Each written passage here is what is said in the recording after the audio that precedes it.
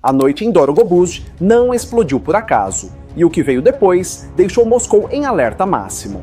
A cidade russa de Dorogobuzh se ilumina com uma série de explosões.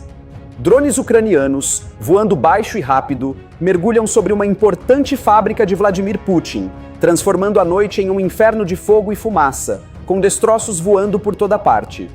Russos destroçados deixam compatriotas em choque ao verem a cena macabra. Dessa vez, foram 7 russos despedaçados, enquanto outros 10 ficaram gravemente feridos. Militares lutam para escapar do incêndio que consome as instalações. O ataque preciso e devastador envia uma onda de choque muito além da fronteira, diretamente para o Kremlin. O ataque chocou até veteranos russos, mas o que a Ucrânia preparou em seguida elevou o risco global. Este não é um ataque isolado, mas parte de uma nova e ousada estratégia. Com armas de longo alcance como o míssil Flamingo, a Ucrânia agora atinge o coração industrial e militar da Rússia, a mais de 1.400 quilômetros de distância. Trump não enviou mísseis, agora os ucranianos desenvolveram os seus. E Putin está transtornado com isso. Dessa forma, os generais russos são obrigados a dar uma resposta igualmente brutal. Por dias, a infraestrutura de gás da Ucrânia é bombardeada sem piedade, mergulhando cidades na escuridão e no frio. A cada ataque, a linha que separa a guerra convencional do apocalipse nuclear se torna mais tênue. Quando o Flamingo entrou em cena, estrategistas lembraram que esse tipo de míssil muda guerras inteiras. Com as notícias de que a França e o Reino Unido estariam planejando o envio de ogivas nucleares para dentro da Ucrânia, e Putin ficando sem alternativas com o uso do Flamingo, por quanto tempo você acha que o mundo está seguro sem o uso de ogivas atômicas? E você acha que nossa existência está ameaçada caso comecem a usar?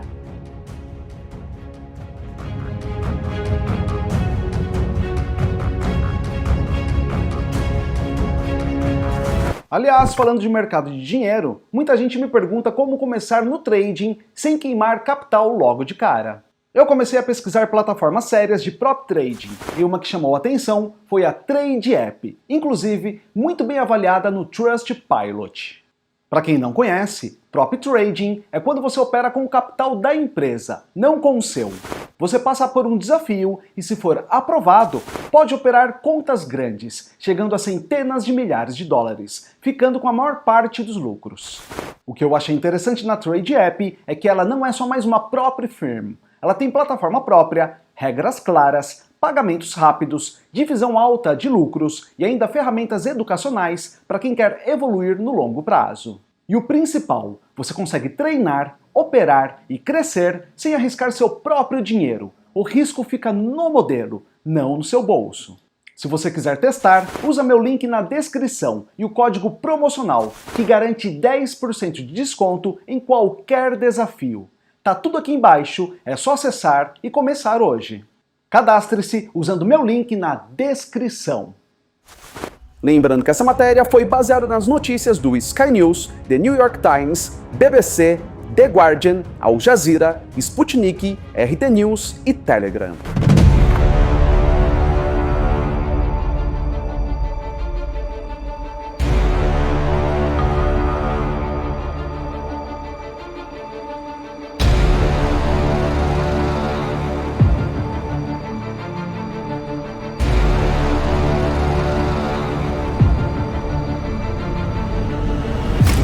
Mas antes de continuar esse vídeo, se você ainda não é inscrito, não perca tempo, se inscreva aqui. Vale a pena, eu te garanto. E se você estiver vendo a sua TV, é só apontar o celular para o QR Code aqui do lado. Deixe seu like para o YouTube recompensar o núcleo da Terra. E se você curte muito esse conteúdo, ajude o nosso trabalho clicando em valeu. É muito, mas muito obrigado pela força de sempre.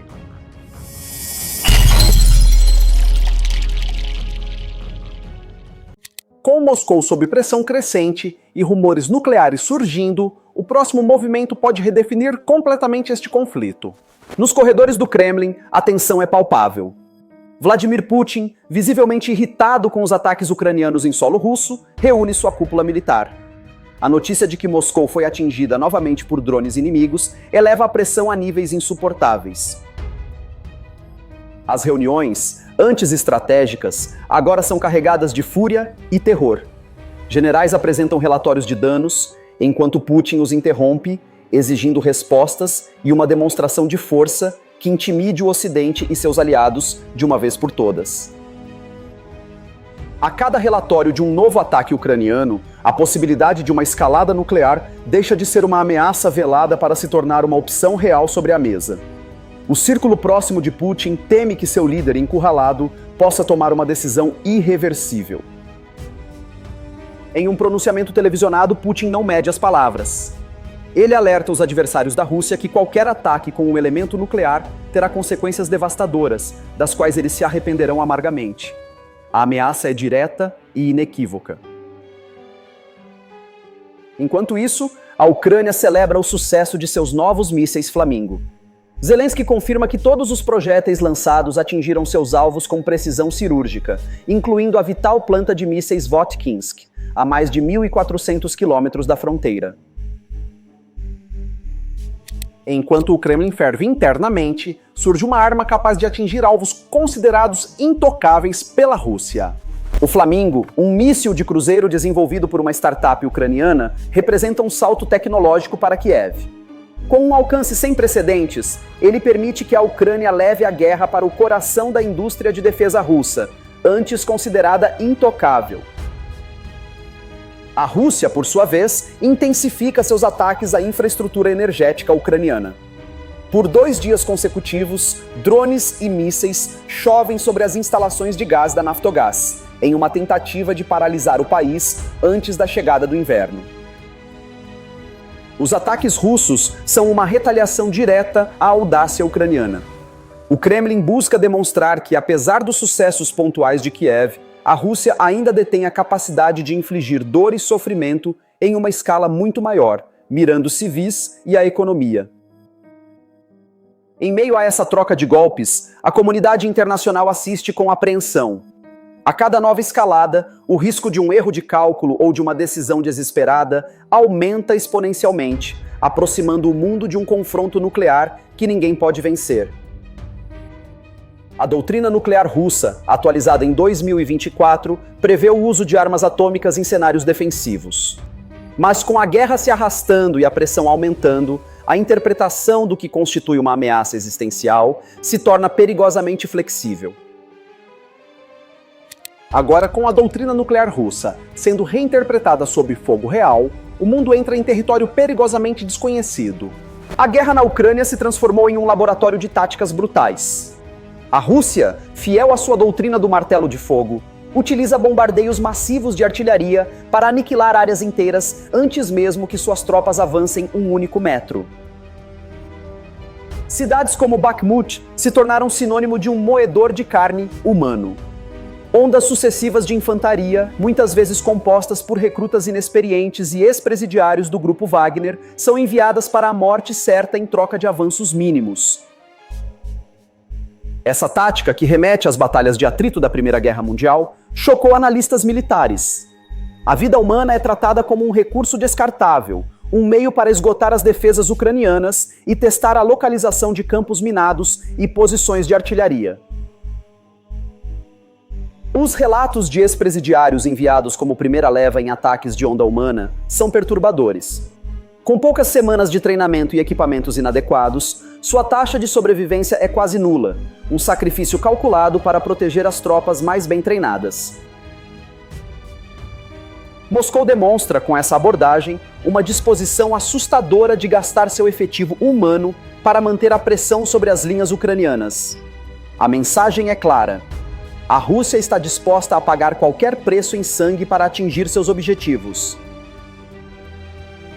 O que vem a seguir mostra como a guerra moderna abandonou limites e transformou o campo de batalha. A Ucrânia, por sua vez, inova na brutalidade com o uso massivo de drones FPV. Esses pequenos e baratos dispositivos transformaram o campo de batalha em um cenário de vigilância constante, onde cada soldado é um alvo em potencial, a qualquer momento. A caça individual com drones é uma tática psicológica devastadora. O soldado no chão vê o drone se aproximando, um zumbido mortal. Sem ter para onde correr ou como se defender, a morte chega do céu, precisa e impiedosa. Além dos drones, as equipes antitanque ucranianas se especializaram em emboscadas profundas. Pequenos grupos móveis, armados com mísseis portáteis, atacam colunas blindadas russas com velocidade e precisão, desaparecendo antes que o inimigo possa reagir. Essa tática se mostrou extremamente eficaz em neutralizar a superioridade numérica russa em veículos blindados.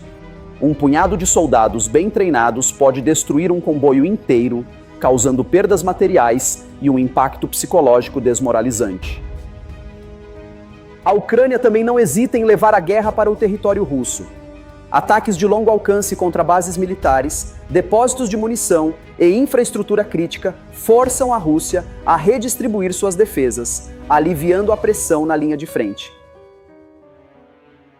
Depois do avanço ucraniano em território russo, analistas militares começaram a falar em uma escalada difícil de conter.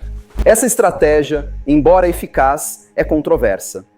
Ao escalar o conflito e ampliar a zona de risco, a Ucrânia se arrisca a provocar uma reação ainda mais violenta de Moscou, em um ciclo de violência que parece não ter fim.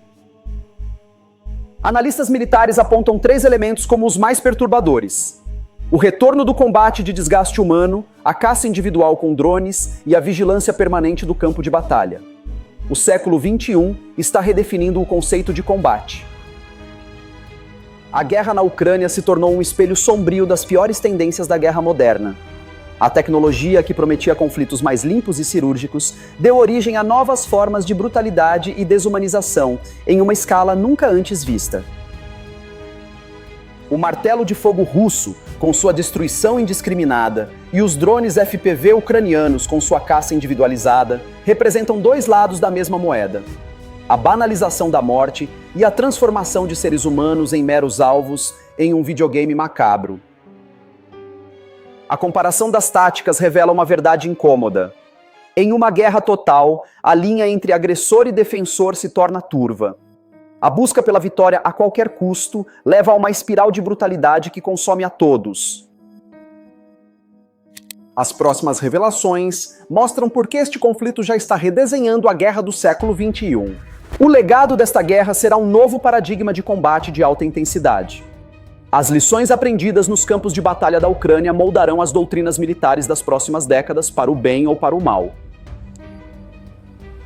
Em meio ao caos da guerra na Ucrânia, uma história paralela de desespero se desenrola. Soldados norte-coreanos capturados por forças ucranianas há mais de um ano vivem um pesadelo dentro de outro, temendo o dia em que serão devolvidos ao seu país. Para eles, a captura em combate não é apenas uma derrota militar, mas uma sentença de morte. O regime de Kim Jong-un considera a rendição uma traição imperdoável, e a punição se estende não apenas ao soldado, mas a toda a sua família. A lei norte-coreana é implacável. Um desertor traz punição para 3 gerações. Isso significa que os pais, filhos e netos do soldado capturado serão marcados como inimigos do Estado, condenados a uma vida de ostracismo, perseguição e sofrimento. Ao contrário da família dos soldados exterminados, que supostamente ganharam moradia do ditador.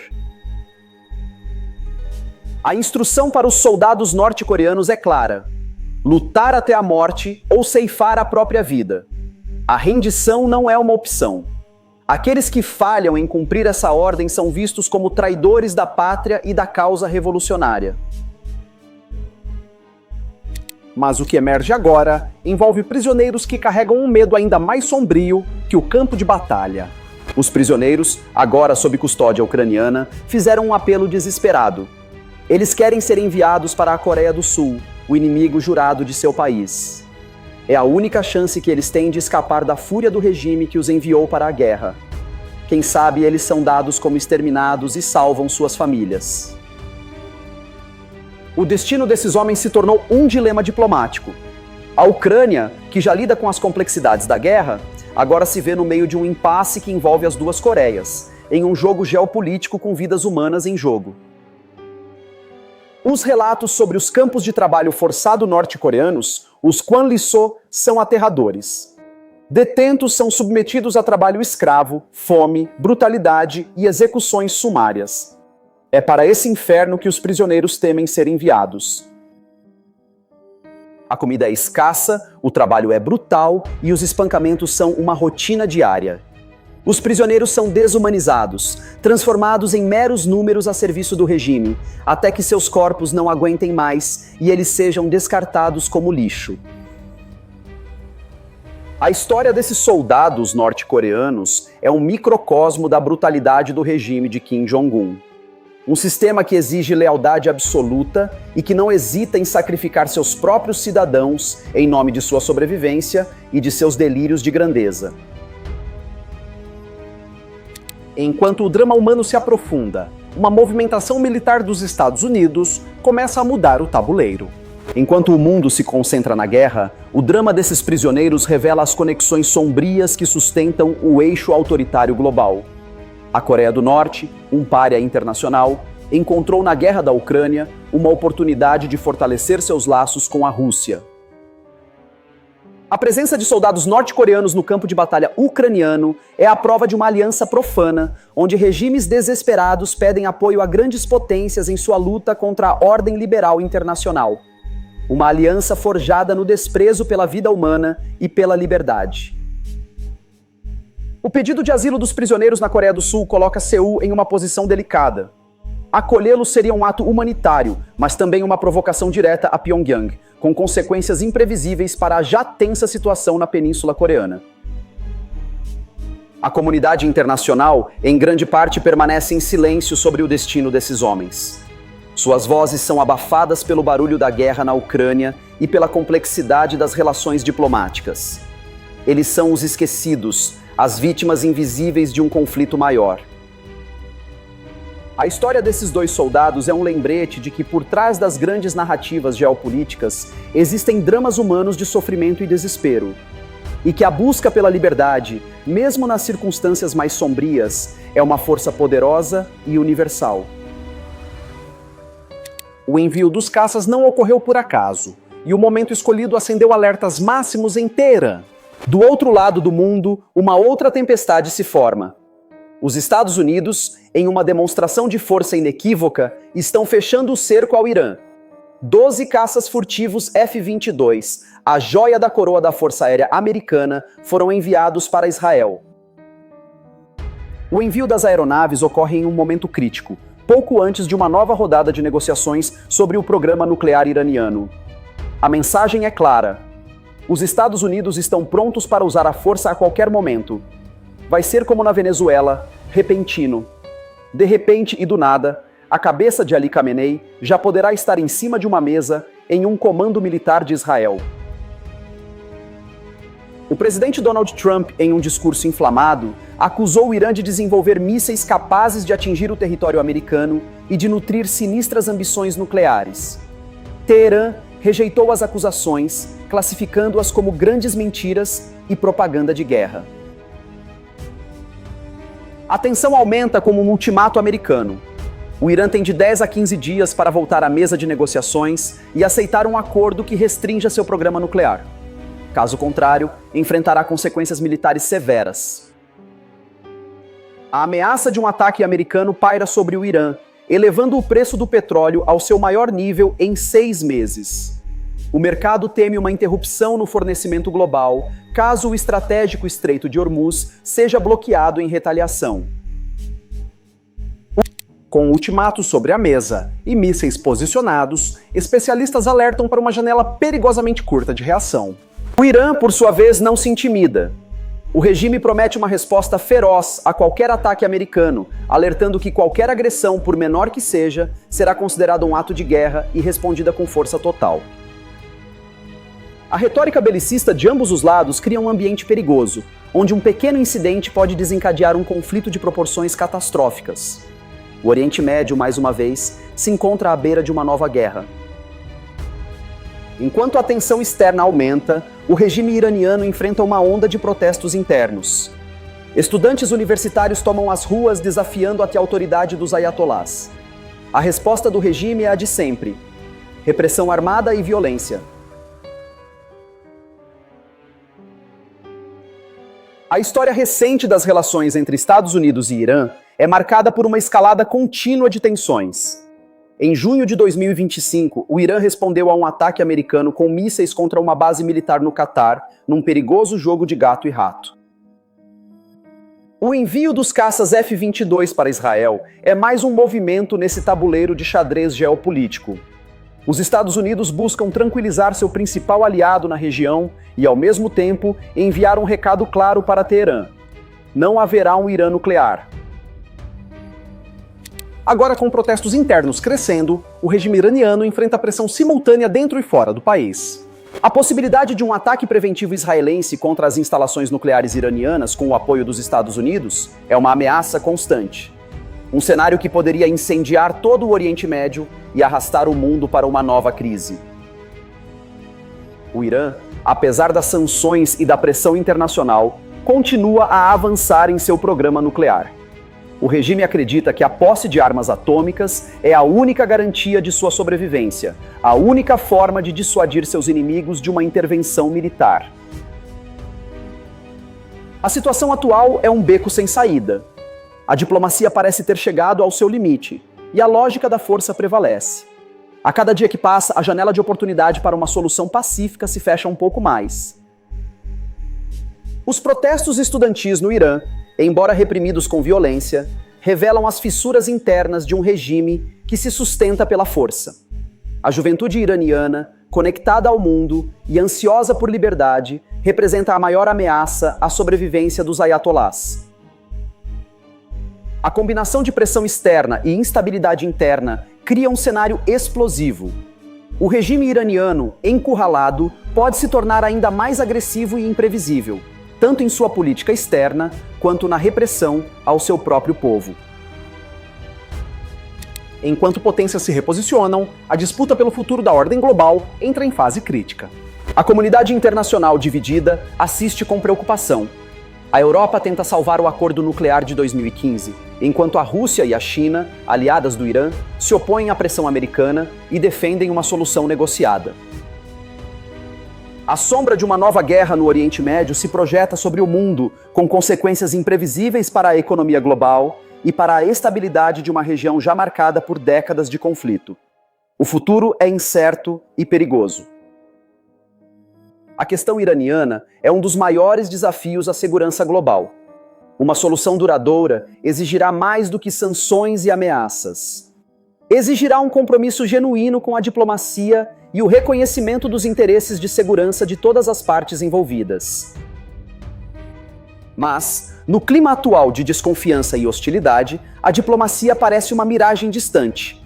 A lógica da guerra, mais uma vez, parece prevalecer, e o mundo prende a respiração, esperando o próximo movimento nesse jogo perigoso.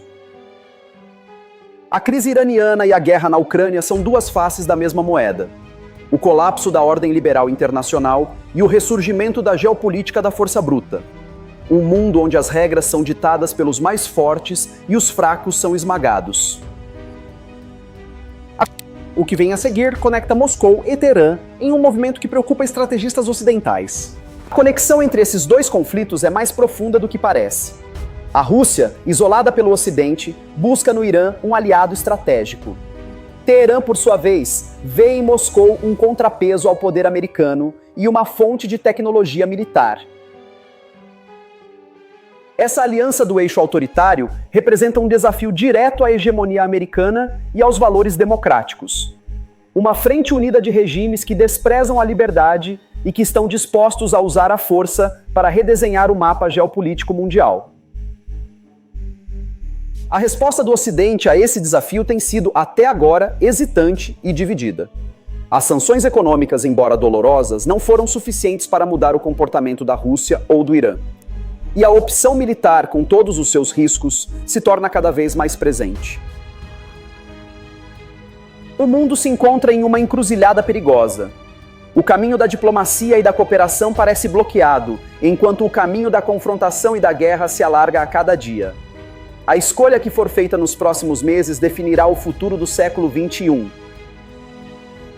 A questão que se coloca é se o Ocidente terá a sabedoria e a coragem de encontrar uma terceira via, uma alternativa à capitulação e à guerra. Uma estratégia que combine firmeza e diálogo, pressão e incentivos para conter a agressão autoritária sem recorrer à violência. Com sanções falhando em conter avanços, cresce o temor de que decisões mais duras estejam sendo consideradas. A história nos ensina que a política de apaziguamento com regimes autoritários raramente funciona. Mas também nos ensina que a guerra, uma vez iniciada, tem uma lógica própria e imprevisível, que muitas vezes escapa ao controle de seus próprios arquitetos. O desafio é encontrar o equilíbrio certo entre a defesa dos nossos valores e a prudência estratégica. Entre a necessidade de confrontar a tirania e o imperativo de evitar uma catástrofe global. Uma tarefa hercúlea, para a qual nossos líderes parecem despreparados. A crise atual é um teste à resiliência da ordem liberal. Um teste à capacidade de nos unirmos em defesa da liberdade, da democracia e do Estado de Direito. Um teste que até agora o mundo falha em passar. A apatia e a complacência são os maiores inimigos da liberdade. Enquanto nos distraímos com nossos problemas internos e nossas disputas mesquinhas, o eixo autoritário avança. E quando falo em eixo autoritário, falo isso dos dois lados da moeda. A hora de despertar é agora. A hora de reconhecer a gravidade da ameaça e de agir com determinação e unidade. A hora de reafirmar os valores que nos definem e de lutar por um mundo onde a liberdade, e não a força, prevaleça. Diante desse cenário, líderes mundiais enfrentam uma escolha histórica que pode definir as próximas décadas. A guerra na Ucrânia e a crise iraniana não são problemas distantes. São batalhas na linha de frente de uma luta global entre interesses sórdidos de todos os lados. Uma luta cujo resultado definirá o mundo em que viveremos. A indiferença é uma forma de cumplicidade. O silêncio é uma forma de consentimento. Não podemos ser meros espectadores enquanto o futuro da liberdade é decidido nos campos de batalha da Ucrânia e nas salas de negociação com o Irã. O destino do século XXI está em jogo. E a responsabilidade de garantir que ele seja um século de liberdade e não de tirania recai sobre cada um de nós. Uma responsabilidade que não podemos e não devemos ignorar. Com as notícias de que a França e o Reino Unido estariam planejando o envio de ogivas nucleares para dentro da Ucrânia e Putin ficando sem alternativas com o uso do Flamingo, por quanto tempo você acha que o mundo está seguro sem o uso de ogivas atômicas? E você acha que nossa existência está ameaçada caso comecem a usar? Agora entramos no ponto mais sensível, onde qualquer erro pode empurrar o mundo para um confronto maior. Com as notícias de que a França e o Reino Unido estariam planejando o envio de ogivas nucleares para dentro da Ucrânia e Putin ficando sem alternativas com o uso do Flamingo, por quanto tempo você acha que o mundo está seguro sem o uso de ogivas atômicas? E você acha que nossa existência está ameaçada caso comecem a usar?